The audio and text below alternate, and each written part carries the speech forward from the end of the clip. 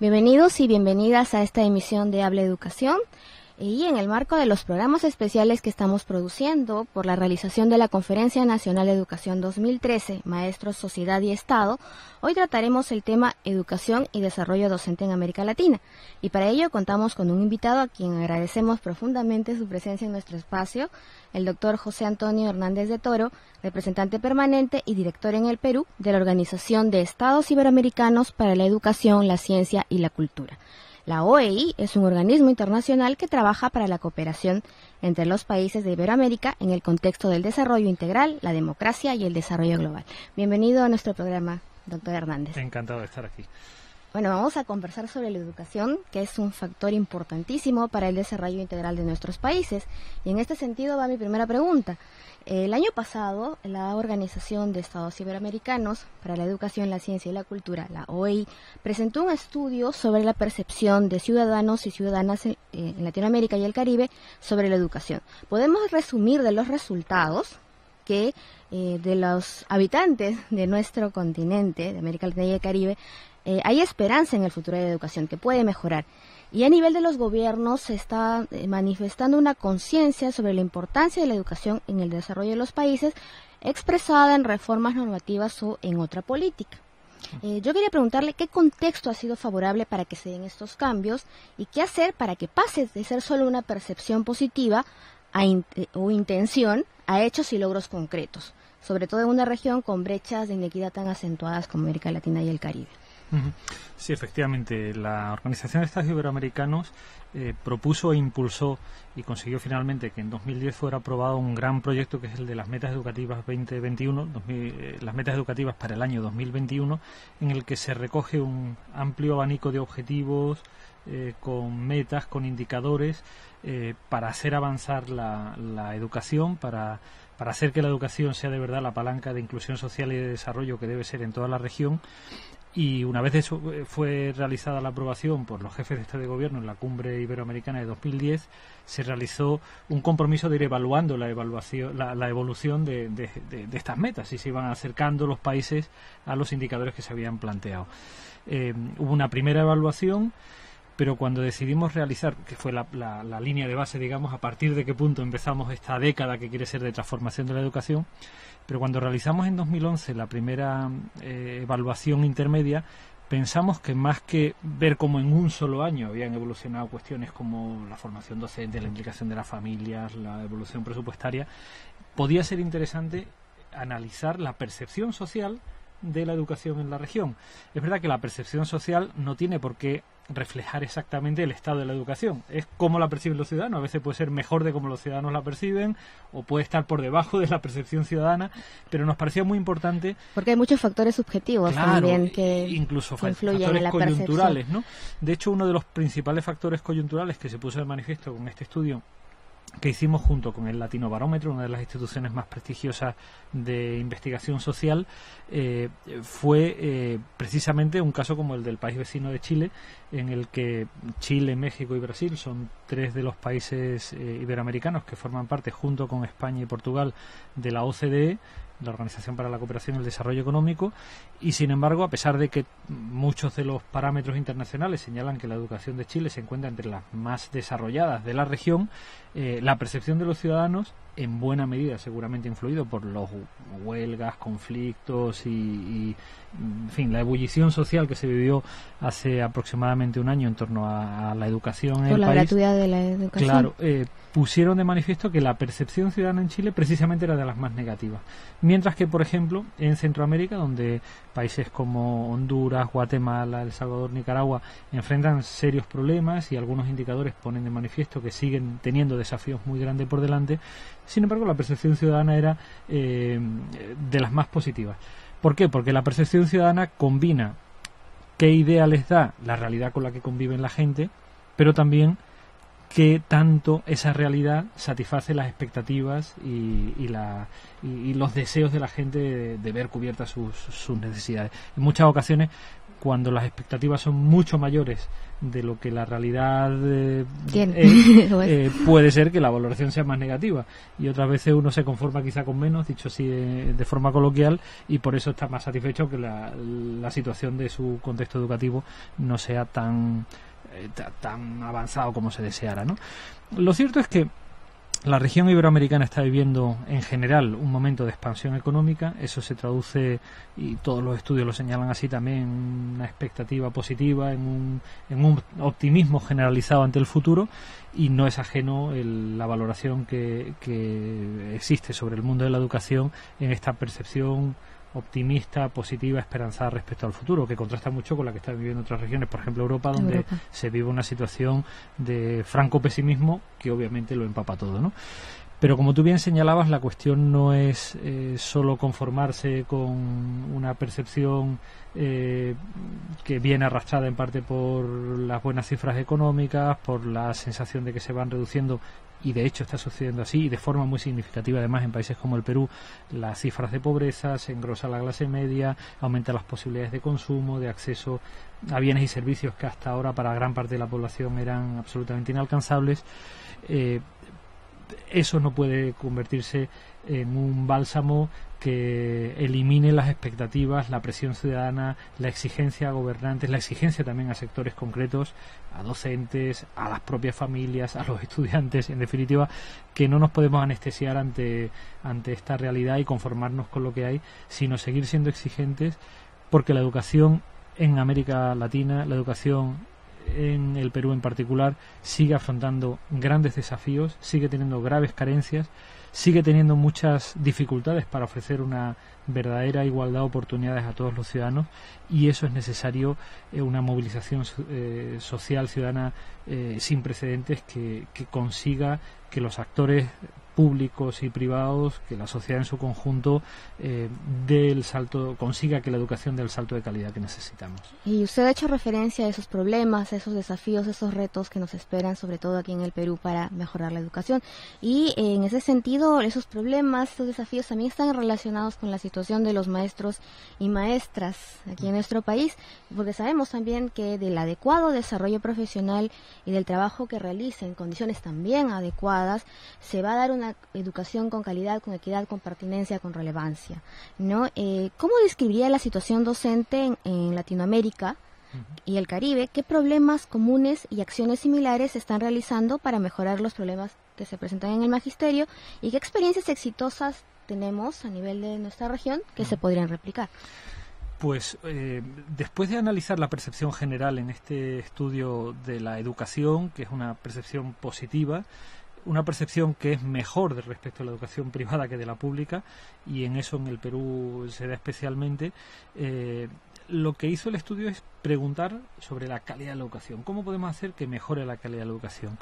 De una manera significativa, el primer factor que aparece repetido en la mayor parte de las respuestas está en la infraestructura. Necesitamos mejores condiciones, mejores escuelas, pero el segundo factor que aparece en todos los países y aparece de una forma muy significativa en el Perú es el papel de los docentes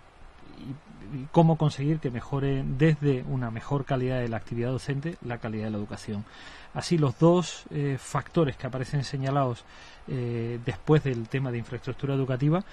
son la formación de los docentes y el reconocimiento y remuneración que tienen los docentes. En esto es importante señalar algunos factores, ¿no? Porque, por ejemplo, puede parecer que la mayoría de la gente pudiera esperar que el aumento de número de horas de clase o que el aumento de la informática o los idiomas fueran como los factores fundamentales para mejorar la calidad de la educación, y sin embargo aparecen muy muy por detrás del elemento de los docentes. ¿Cómo conseguir que mejore la calidad de los docentes? El proyecto Metas Educativas plantea dos temas. Desde luego la formación inicial, es decir, con qué competencias llegan a la carrera profesional los docentes, al ejercicio profesional los docentes, y luego de qué manera se capacita a lo largo de toda esta carrera profesional a los docentes, se los actualiza, se mejora, se refuerzan sus competencias, su capacidad de enseñar, su capacidad de generar entusiasmo por el aprendizaje en los alumnos, su flexibilidad y versatilidad ante, por ejemplo, la introducción de nuevas tecnologías, que es una realidad en el aula. Esos dos factores son sin duda alguna los fundamentales, y creo que es muy significativo que, y en el Perú tenemos que atender especialmente a esta realidad, que la gran mayoría de la población identifique en la calidad de los docentes y en la necesidad de mejorar el reconocimiento y su remuneración uno de los factores claves para aumentar la calidad de la misma, ¿no? En ese sentido, desde la OI buscamos fundamentalmente,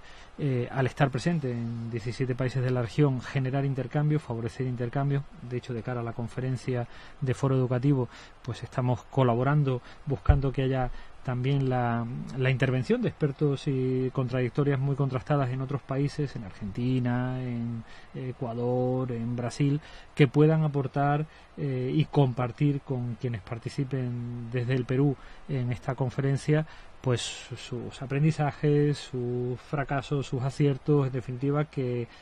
pongan espejos en los que mirarse desde el Perú, no para copiar y replicar sin mayor análisis crítico lo que se ha hecho en otros lugares, pero sí para entender cómo hay cuestiones que pueden resultarnos de inspiración. Y me parece muy importante rescatar lo que hace pocos meses, en un seminario internacional que organizamos precisamente entre la OEI y Foro Educativo, señalaba un experto que vino desde Colombia, ¿no? En muchas ocasiones podemos tener una percepción bastante más autocrítica, en el sentido de más inclemente con nosotros mismos de la que pueden tener desde fuera, porque este experto universitario nos decía: no saben la suerte que tienen ustedes de que sea tema de primeras páginas en los periódicos la situación de la educación en su país, porque siendo tema de primeras páginas tienen los elementos para que socialmente se hable del tema, para que políticamente está en la agenda. Claro, mientras que en otros lugares pueden tener los mismos o mayores problemas, y la principal dificultad para afrontarlos es que no es un tema que resulte relevante ni para los medios, ni para la sociedad, ni para los políticos, a pesar de que creo que en eso coincidimos todos, la educación es absolutamente crucial para conseguir la transformación de una sociedad. Pero que en el Perú está en la agenda informativa, pero en la agenda nacional y sus prioridades, y sobre todo si lo relacionamos con los recursos, todavía no se considera la educación una prioridad, ¿no? En lo que le hacía la pregunta con respecto a la inversión pública en educación. Definitivamente siempre estamos por detrás de lo que sería necesario, y muchas veces no es solo las cifras que aparecen en las partidas de los presupuestos, sino la manera en que ésta se ejecuta, la garantía de que la ejecución presupuestaria consigue los impactos, los cambios en los aprendizajes en este caso. Evidentemente falta mucho. Pero sin duda alguna, si no es un tema de debate social y político, es mucho más difícil aún conseguir que aumenten las partidas presupuestarias, que se ponga más interés por parte de quienes están encargados de la formación de los profesores, que se ponga más interés por parte de las familias para ver qué tal está evolucionando los aprendizajes de sus hijos e hijas. En definitiva, simplemente porque aparezcan las primeras páginas no hay garantizada una solución, y en muchas ocasiones esas apariciones no dejan de ser subsidiarias de intenciones políticas, y por lo tanto suelen ser apariciones y crean muchas resistencias. Efectivamente, también, ¿no? En muchas ocasiones la forma en que aparecen parecen más armas arrojadizas que realmente formas constructivas de intentar aproximarse a los desafíos que tenemos pendientes. Pero bueno, hay que también reconocer, y tenemos que ser, en fin, reconocernos y valorar que eso es así, que desde fuera no nos ven solo como los que tienen todos los problemas y desde fuera pueden venir a ayudarnos a resolverlos, sino quienes con envidia miran cómo algunos de los procesos que estamos realizando están afrontando con muchas dificultades, pero problemas y desafíos. Este experto colombiano nos decían: ustedes están intentando cambiar, eso fue en el mes de agosto, una situación en la que tienen 2 legislaciones referidas a la carrera profesional de los docentes, con todas las dificultades, y el año pasado ha supuesto huelgas, problemas, etcétera, pero se han dado pasos para resolver una situación que en Colombia existe desde hace más de una década y que pues no ha habido ni la voluntad política, ni el consenso social, ni el acuerdo de quienes les toca para darle una solución y pasar a un régimen unificado que permita, por lo tanto, superar las dificultades que no son solo macros, sino que se dan en cada centro, donde unos profesores son de un régimen, otros de otro. Imagínate la dificultad que eso significa para una comunidad educativa en un único centro para construir un proyecto compartido común, ¿no? Y más en un país con tanta diversidad cultural, biológica, ecológica, geográfica como el nuestro, ¿no? Que hay que tomar todas esas condiciones en cuenta cuando se habla de los maestros, cuando se habla de las currículas, cuando se habla de la infraestructura educativa. Hay que tomar en cuenta todos estos factores. Definitivamente. ¿Y cuánto en promedio tiene de inversión pública un país en Latinoamérica para la educación, y a cuánto debería ser? ¿Cuánto debería ascender? Ahí sí que me pillas con cifras que no traigo apuntadas y que hablar de memoria seguramente es arriesgado. El consenso es que al menos un 5% del PBI tiene que dedicarse a educación. Y de hecho creo que es el compromiso que existe en no pocos países, entre ellos el Perú. Sin embargo, estamos aún lejos de esa cifra en algunos lugares, pero tan importante o más que haya un compromiso respecto a una cifra concreta es que esa inversión sea una inversión que garantice que la educación se convierta en una palanca de igualdad de oportunidades, y por lo tanto que la percepción que sigue habiendo en los países de que las personas más pobres, de que las personas que viven en el ámbito rural, de que las personas que pertenecen a minorías étnicas no consiguen que la educación de verdad les signifique una igualdad de oportunidades, que esa percepción, que refleja de una forma muy certera la realidad, para que eso cambie es necesario que las inversiones comprometidas se produzcan, pero además que esas inversiones se dirijan adecuadamente a ofrecer esa igualdad de oportunidades. Y eso, por lo tanto, pasa desde luego por lo que conversamos hace unos instantes, de mejora de la calidad de la formación docente, de ofrecer a los docentes una posibilidad de ir creciendo profesionalmente a lo largo de su carrera, y exigirles a su vez que sigan creciendo profesionalmente a lo largo de sus carreras. Es un derecho y un deber de los docentes hacerlo, que exige obviamente tener las infraestructuras adecuadas. En eso el Perú y otros países están dando un salto espectacular en las últimas 2 décadas. La semana pasada he tenido la oportunidad de pasar unos días en Quispicanchi, donde yo trabajé entre el año 92 y 96. En Cusco, efectivamente, y ver cómo en esta zona no solo ha cambiado la provincia por la carretera interoceánica, que ha transformado completamente las posibilidades de desplazarse en ella, sino cómo han cambiado también las infraestructuras educativas. Lo que eran auténticos galpones en las comunidades ahora son escuelas construidas con material noble, con muchos recursos, pero donde necesitan implementar todos los planes que sigue habiendo de educación intercultural bilingüe, donde se necesita una mejor calidad de los docentes, donde se necesita adecuar a la realidad del tiempo de cosecha las vacaciones, a la realidad de la necesidad de formación técnica superior profesional, las expectativas de los jóvenes de la zona. En fin, sigue habiendo muchas carencias, pero desde luego las infraestructuras han mejorado notabilísimamente. Bueno, son todos estos los elementos a los que tienen que dirigirse unas inversiones públicas que en modo alguno pueden regatearse, y que además hay cifras de la OCDE que son muy significativas. Cuando una mujer latinoamericana que haya terminado la secundaria estudia en la universidad, eso significa que las posibilidades de mejora de sus ingresos profesionales se multiplican por 3,3. Pero además bueno, en el sistema internacional es 3,3. El sistema decimal es punto. Por cada dólar que invierte en su formación una mujer, va a recibir 3,3 dólares en el desarrollo de su carrera profesional. Pero es que por cada dólar que invierte el Estado en la formación universitaria de esa mujer, el país en su conjunto va a recibir 2,6 dólares más. Es decir, si hay una inversión que tiene un retorno sin duda importante, es la inversión en educación. Con perspectiva de género. Con perspectiva de género, definitivamente. Es decir, este dato, que es uno de los datos que da la OCDE, pone de manifiesto que si hay una inversión rentable es la inversión de educación, y más cuando ésta se dirige a quienes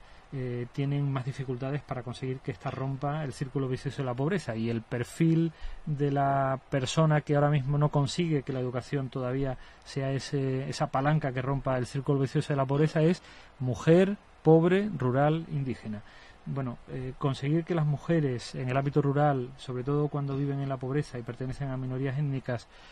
tengan un acceso a la educación de calidad, significa para ellas, de luego, un cambio radical, pero significa también para el conjunto del país un abanico de nuevas posibilidades de crecimiento, de equidad, de igualdad, que sin duda hacen que esas inversiones tengan un retorno.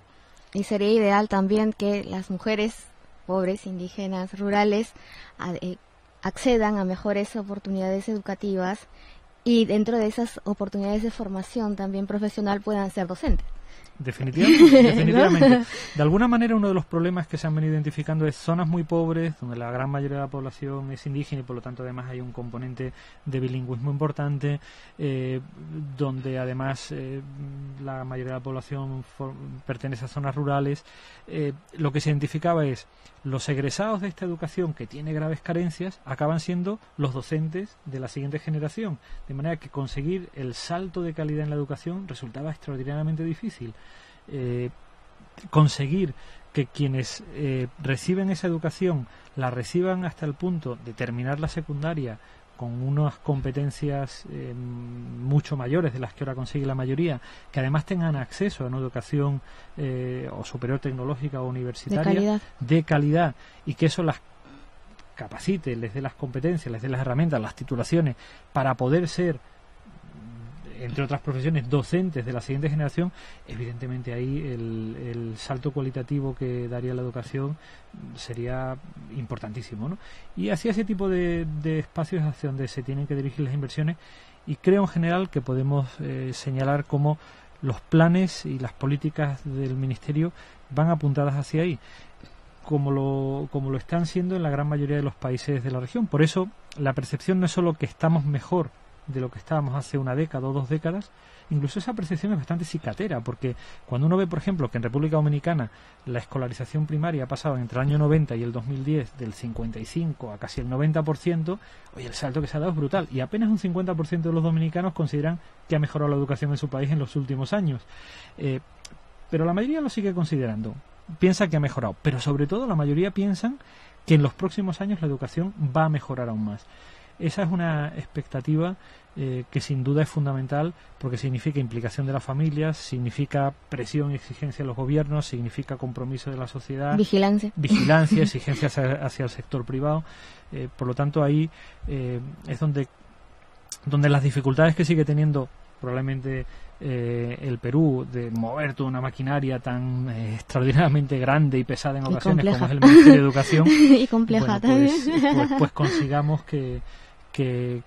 sea compleja en la medida en que responda a la complejidad del país, a su diversidad, pero que no sea lenta, pesada, difícil de mover, sino que realmente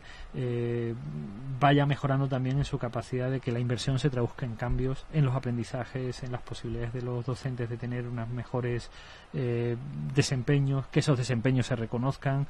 se premien, pero también se exija que no se rezague nadie. En fin, ahí tenemos no pocos desafíos. Y un sistema que debe funcionar perfectamente: Estado, sociedad y magisterio, como le estaba haciendo referencia ahora. Sí, al final leí hace algún tiempo, claro, un libro que señalaba eso, ¿no? Que hace falta estados eficaces, que hacen falta sectores privados responsables y que hacen falta sociedades activas y comprometidas. Cuando esos 3 elementos están presentes y de una forma armónica actúan con eficacia, con responsabilidad y con participación y exigencia, las sociedades avanzan. Poniendo la lupa sobre el sector de la educación, hace falta que la sociedad, las familias, se comprometan en la educación de sus hijos, hace falta un Estado que dé normas, que invierta los recursos adecuadamente, y hace falta de manera fundamental una profesión docente que sea consciente de sus derechos y que luche por ellos, pero que también sea consciente de sus responsabilidades y responda de ellas. Y en la formación de las generaciones, una formación excelente para tener generaciones excelentes también. Sí, definitivamente. Bien, y quería preguntarle sobre el Proyecto Regional de Educación para América Latina y el Caribe, y qué objetivos tiene para el desarrollo de maestros y maestras en nuestra región. Lo comentamos antes, ¿no? Al inicio de la entrevista hablamos de cómo el proyecto Metas Educativas 2021, que se subtitula La educación que queremos para la generación de los bicentenarios, es un gran proyecto, no solo porque ha supuesto